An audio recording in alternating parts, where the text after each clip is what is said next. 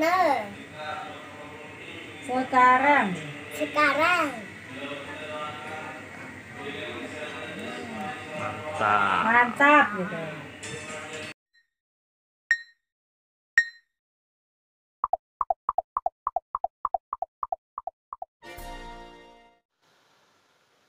Assalamualaikum warahmatullahi wabarakatuh. Waalaikumsalam warahmatullahi wabarakatuh. Alhamdulillahi rabbil alamin. Wabihi nasta'inu ala umuri dunya waddin. Wassalatu wassalamu ala asrofil anbiya'i wal mursalin. Wa ala alihi wa sahbihi azmain. Amma ba'du, faqala ta'ala fi ayatihil karim. A'udzu billahi minasy syaithanir rajim. Bismillahirrahmanirrahim. Ya ayyuhan nasu ubudu rabbakumul ladzi khalaqakum walladzina min qablikum la'allakum tattaqun. Wa qala Rasulullah sallallahu alaihi wasallam, man intaqala liyata'allamal ilma ghufira lahu qabla ayyakhtua. Shadaqallahul aliyul azim. Hadratal mukarramin, hadirin jamaah ta'lim Musholah At-Thahiriyah, para sepuh, para asatid, para hujaz, para bapak dan para pemuda, khususnya pengurus Musholah Al-Mukarram Bapak Ustadz Ahmad Asrori beserta jajaran, para sesepuh kita diantaranya Bapak Cep Wahyu dan juga seluruh bapak-bapak yang hadir. Insya Allah semuanya dimuliakan Allah Subhanahu wa Ta'ala. Alhamdulillah, kita panjatkan puji syukur kehadirat Allah.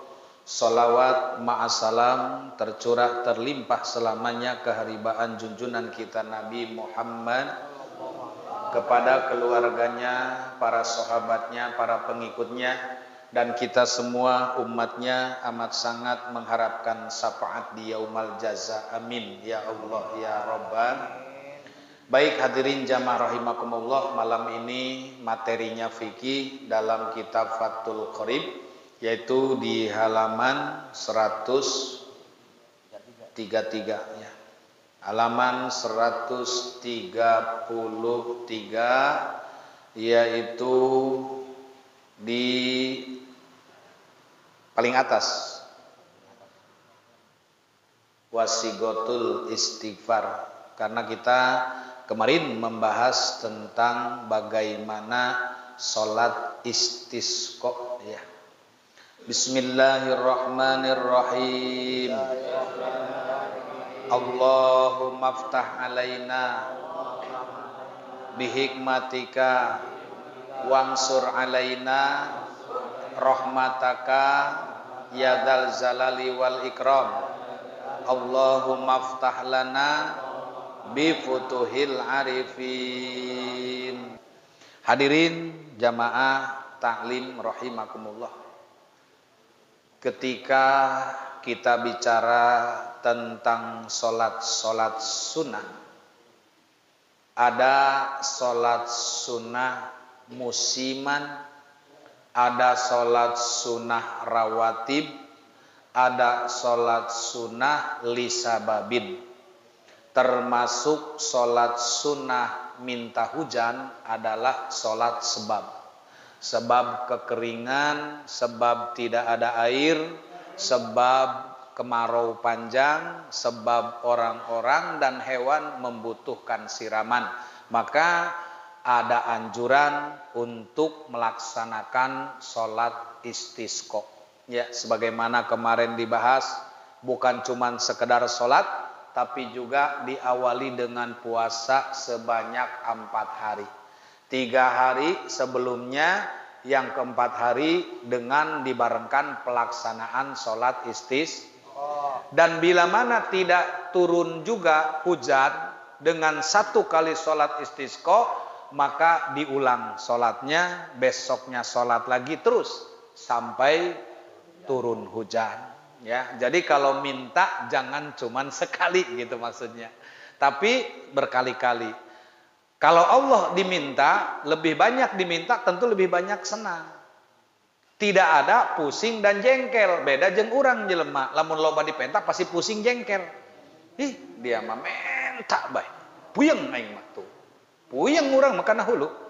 Lamun loba dipenta. Tapi Allah mah malah senang.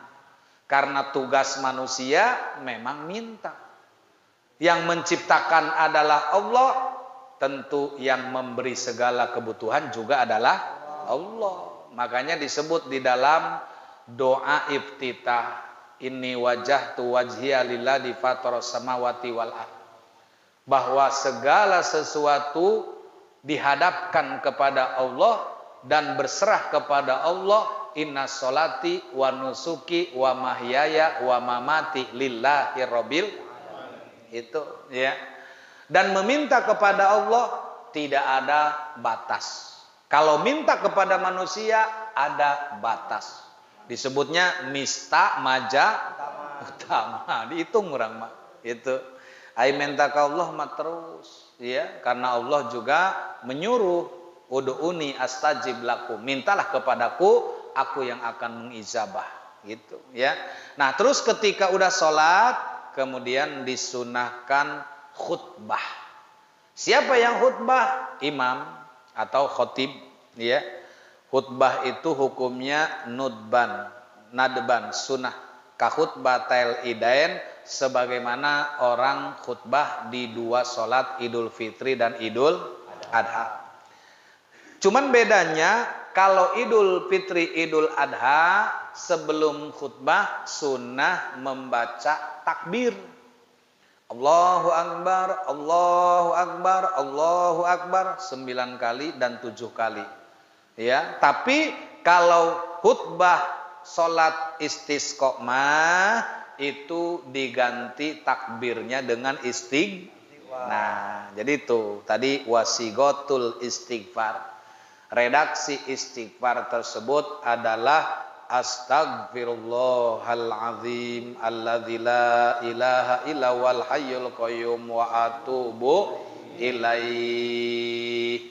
Aku memohon ampun kepada Allah yang Maha Agung, yang tidak ada Tuhan kecuali Dia, yang Maha hidup dan Maha berdiri sendiri, dan aku bertobat kepadanya. Jadi Allah mah qiyamuhu binafsihi, berdirinya sendiri, tidak diberdirikan.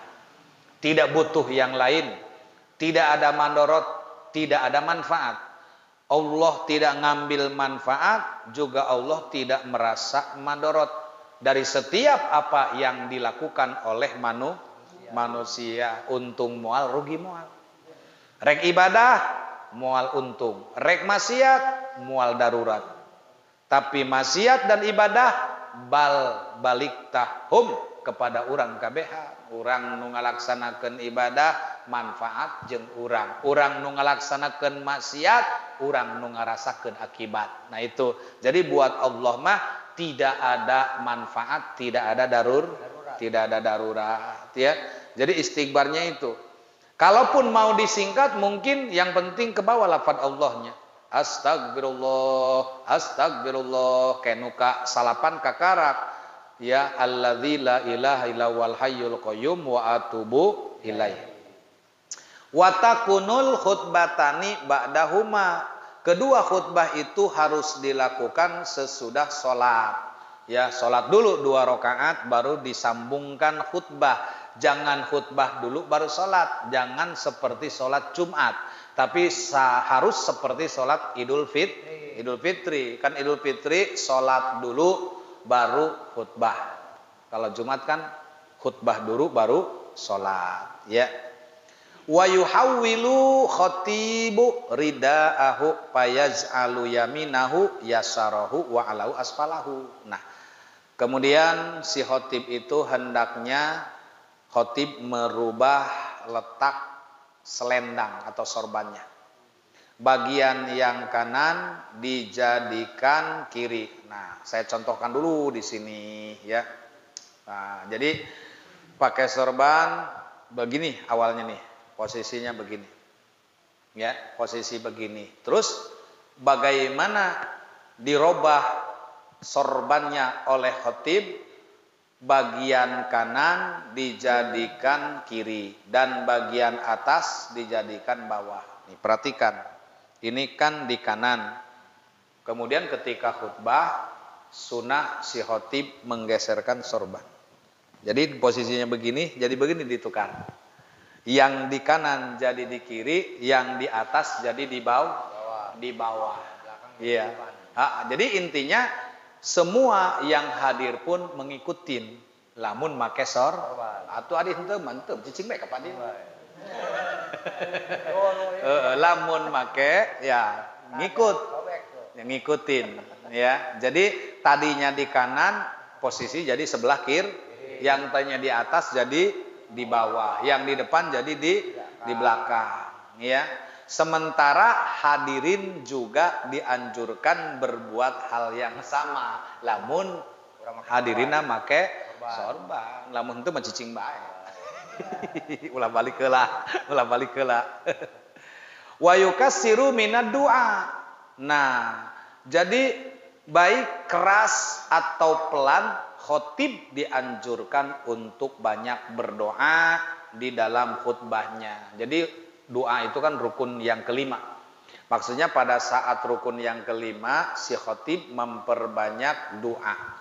Jika khatib merendahkan suaranya, memelankan, maka hadirin yang hadir hendaknya merendahkan suaranya di dalam berdoa. Lamun imam ngadoa lalaunan, maka urang ge makmumna lalaunan.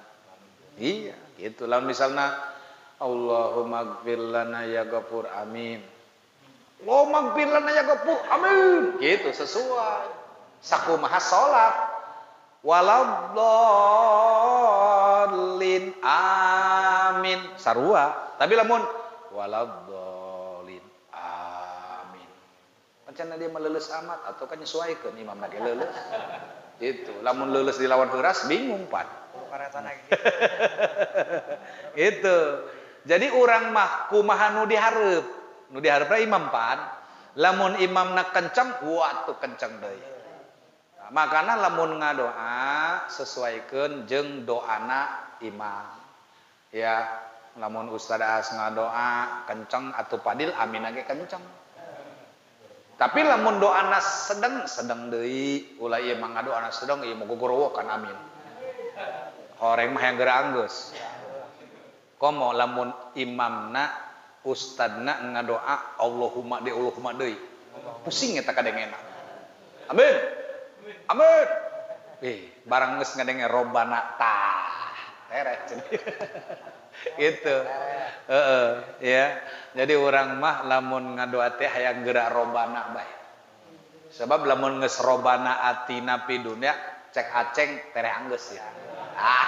Geus nyaun manehna ge. Lamun tapi lamun Allahumma deui kabel ieu urusanna ieu. Ya tamatna ieu. Aduh, ya. Jadi memperbanyak doa tapi sesuaikan. Tapi saya sering ditanya di berbagai musola, horeng mah lain di urang be diangke.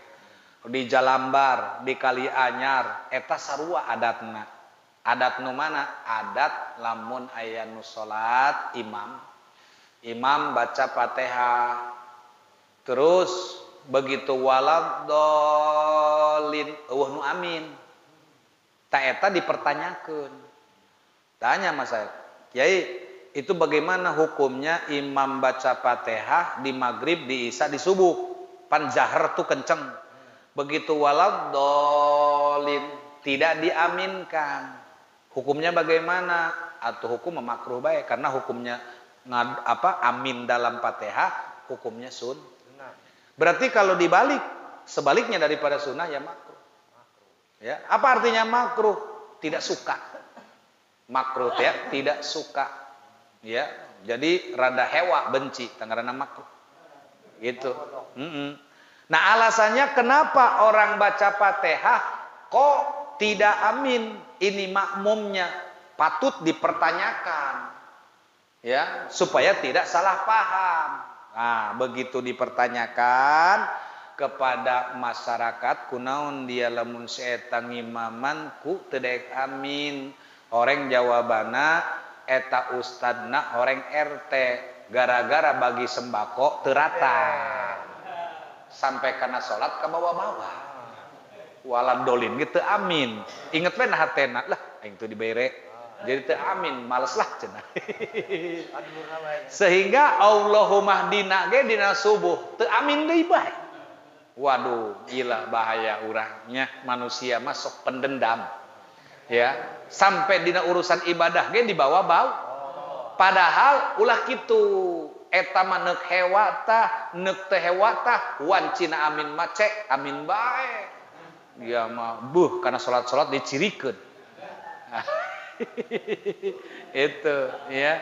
Nah, jadi itu kita dianjurkan banyak berdoa. Kalau kenceng doanya, aminnya juga kenceng. Ya, tapi kalau si khotib tadi, jika khotib mengeraskan suaranya, hadirin juga hendaknya mengamini dengan doanya khotib dengan kencang. Khotib hendaknya memperbanyak membaca istighfar dan membaca Al-Quran yang sudah dicantumkan di sini. Ya. Astaghfiru rabbakum innahu kana ghaffara yursilis samaa alaikum midrara. Itu adalah ayat Al-Quran, lantaran di dalam ayat itu memohon ampun terlebih dahulu dan meminta agar Allah menurunkan air hujan sebagai siraman, ya. Nah, ini maknanya 134. Mohonlah ampun kepada Tuhanmu, ya. Sesungguhnya Dia innahu kana ghafara adalah Maha Pengampun. Niscaya Dia akan mengirimkan hujan kepadamu dengan lebat. Itu janji Allah. Yang penting kitanya minta enggak, butuh enggak gitu maksudnya. Kalau kitanya minta, kitanya butuh dengan cara sholat dan membaca ayat tadi, Allah berjanji niscaya Dia akan mengirimkan hujan kepadamu. Itu makna Al-Quran. Jadi Allah yang berjanji, makanya cara inilah dipakai oleh ulama sehingga disebut dalam fikih namanya sholat istisqa, ya. Wa fi ba'din nusakhil matni ziyadatun wa hiya wa yad'u Rasulillah sallallahu alaihi wasallam. Allahumma ij'alha suqya rahmatin wa la taj'alha suqya azabin wa la maqtin wa la balain wa la hadmin wa la gorkin. Di dalam sebagian redaksi kitab matan terdapat tambahan keterangan, yaitu hendaknya si khotib berdoa dengan doanya Kangjeng Nabi Muhammad saat sholat istisqa, yaitu Allahumma ya Allah jadikan hujan itu siraman rahmat dan jangan jadikan siraman siksa. Maksudnya ya Allah jangan sampai gara-gara hujan malah jadi banjir, malah petaka bencana, akhirnya jadi banjir bandang, semua orang kebanjiran. Jangan, ya, jangan kau turunkan hujan sebagai siksa, tapi turunkanlah hujan sebagai rahmat. Dan jangan dijadikan kehancuran, jangan jadikan musibah, jangan keruntuhan maupun ketenggelaman. Jadi bisa jadi azab kalau ini hujan, bisa menjadi malapetaka kalau di luar rahmat. Tapi kalau hujan ini menjadi rahmat, insya Allah jauh daripada azab. Insya Allah. Karena memang ini adalah suatu permintaan, dengan permintaan yang melalui zikir dan melalui salat. Allahumma la dhirabi wal akami wa manabitis syajari wa butunil audiyati Allahumma hawwalaina wa la'alaina Allahumma skina ghaisan mugisan hani'an mari'an sahan amman godakon tobakon jalilan daiman ila yaumidin. Ya Allah, hujanilah anak bukit tanah tinggi, tempat tumbuh pohon dan dasar jurang. Ya Allah, hujanilah sekitar kami dan jangan Engkau hujani kami hujan dengan menyengsarakan. Ya Allah, berikan kami hujan yang menolong, terpuji, akhirnya menumbuhkan deras, merata, tawar, menyeluruh, menyelimuti dan abadi sampai hari pembalasan, ya. Nah, ini semuanya adalah doa sehingga nanti ketika kita melangsungkan kajian langsung menuju pasal, ya, di halaman 136. Nah, ini semuanya doa. Doa siapa? Doa sang khotib ketika di atas mimbar. Walaupun memang seumur hidup kita di Jakarta, siapa yang paling tua di sini? Pernahkah Aceng? Pernahkah di Angke salat istisqa? Cak pernahnya? Naon sebab nasieun kakeun lamun ngayakeun salat istisqa. Makanya sekemarau-kemaraunya Jakarta tetap tidak ada istisqa. Sebab sekalinya turun jangankan lama 1 jam banjir. Apa yang menyebabkan banjir? Karena sudah tidak ada serapan tanah. Tanah di Jakarta geus eueuh katutup ku coran jeung aspal. Sehingga satu-satunya aset untuk air tadi adalah got dan kali. Sementara tidak sesuai jumlah penduduk dengan aset pembuangan air di kali. Wajar banjir. Air di lembur masawah aya kene, kebon aya kene, taneuh teu katutup ku aspal. Jadi begitu hujan langsung nyerep ke jero taneuh. Namun di Jakarta nyerep ke mana? Nu aya ge dibor kalaluar cai. Nah, jadi seperti ini tidak terjadi istisqa karena khawatir akan terjadi suatu kebanjiran. Kebutuhan kita mandi, minum, dan ibadah. Tapi kalau di kampung mah memikirkan hewan, memikirkan tumbuhan, nu melak pare hayang kacayan, nu melak lauk hayang kacayan, urang mah melak lauk henteu, melak pare henteu. Sebab parena geus aya di toko urang mah. Itu, ya. Nah, inilah hadirin jamaah rahimakumullah kajian kita. Mudah-mudahan Allah Subhanahu wa taala selalu memberikan kita sehat. Dengan sehat kita bisa bekerja, bisa ibadah, bisa taat dan juga diberikan afiah rohani dan jasmani. Ya, ini saja hadanallah wa iyyakum ajmain. Wassalamualaikum warahmatullahi wabarakatuh.